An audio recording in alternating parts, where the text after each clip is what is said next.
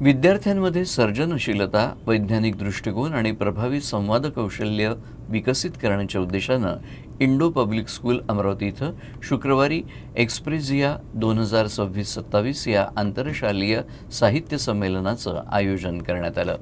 शहरातील विविध शाळांमधील विद्यार्थ्यांनी मोठ्या उत्साहानं यात सहभाग नोंदवत आपली साहित्यिक, वैज्ञानिक आणि बौद्धिक क्षमता सादर केली.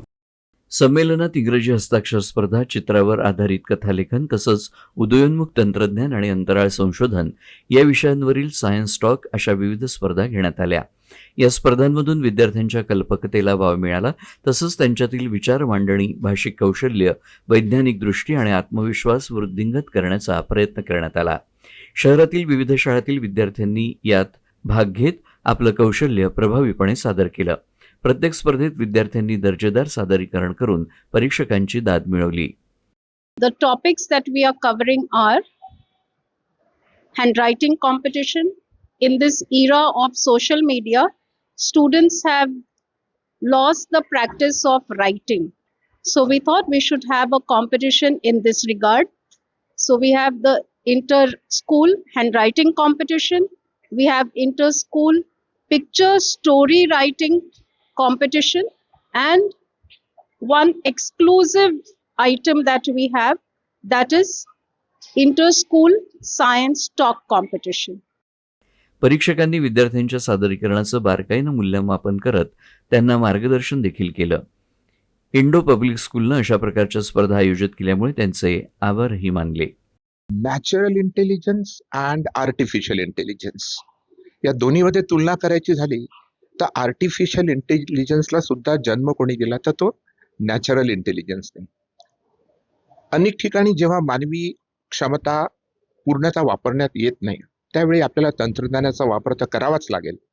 But we need to remember that the natural brain is more powerful. तर म्हणून या नॅचरल ब्रेनचा उपयोग आपण अतिशय इथिकली आणि नैतिकतेने करावा, हा एक छोटासा संदेश तरुण विद्यार्थ्यांना राहील.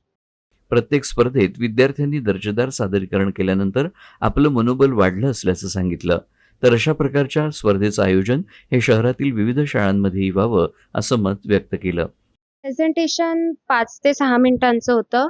मी AI बद्दल माहिती दिली, जसं की AIचे किती ब्रांचेस आहे, AIचे काय टाइप्स आहे, AI आपल्याला फ्युचरमध्ये काय हेल्प करू शकते. आधी घाबरट होत होती, पण आता प्रेजेंटेशन झाल्यावर कॉन्फिडेंट फील होता है. ये जो मंगल से लेकर चंद्रमा तक वहाँ पर कितने कितने सैटेलाइट और रॉकेट भेजे, किस देश ने भेजे, यानी और भारत के लिए सेपरेट किया था मैंने. और साथ ही साथ ना शुरुआत APJ अब्दुल कलाम जी की एक कही गई बात से की थी, और एंडिंग में मैंने बताया कि शायद से अंतरिक्ष की यात्रा का असली हिस्सा ना धरती का ख्याल रखना भी है. विद्यार्थ्यांच्या सर्वांगीण व्यक्तिमत्व विकासासाठी अशा उपक्रमांची गरज असून साहित्य, विज्ञान आणि प्रभावी संवाद कौशल्य यांचा समन्वय साधणारं हे संमेलन विद्यार्थ्यांसाठी प्रेरणादायी ठरल्याची भावना उपस्थितांनी व्यक्त केली. Arun Joshi, UC news, Amravati.